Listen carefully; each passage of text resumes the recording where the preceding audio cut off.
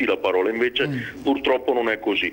E volevo chiedere anche al signor Giacopuzzi, che è del partito Nord-Est, che cosa hanno intenzione di fare, perché io questo federalismo fiscale della Lega non ci credo assolutamente, visti i fatti da 20 anni, e spero che loro non si alleino con nessun altro, perché sarebbe una cosa, insomma, va bene, assurda. grazie della sua domanda. Facciamo un inciso più rapido possibile, vediamo se riusciamo, nonostante l'argomento richieda molte ore di dibattito. PNE, federalismo?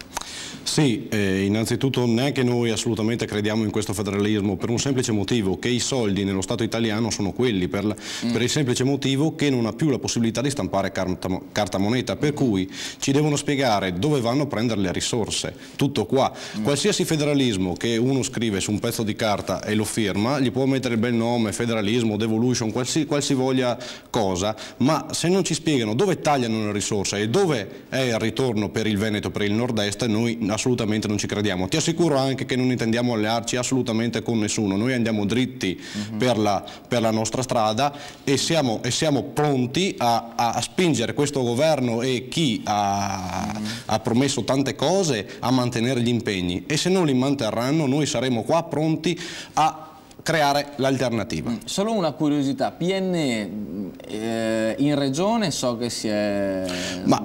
diciamo così, noi abbiamo eletto 2 consiglieri regionali del 2005, ci sono state altre tornate elettorali, ad esempio le provinciali di Treviso con 4 consiglieri provinciali. È una tornata elettorale importante quella del 2009, perché avremo 5 province che vanno alle elezioni e saremo presenti su tutte le 5 province con nostri candidati presidenti.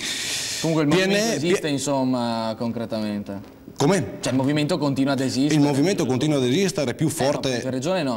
più forte che mai. In regione le spiego subito, anche per noi la morte di Giorgio Panto è arrivata come un fulmine a ciel sereno, ed è logico che abbiamo perso un anno di tempo dopo la morte di Giorgio Panto a riorganizzare il partito a livello provinciale, perché le nomine provinciali erano state fatte tutte da Giorgio.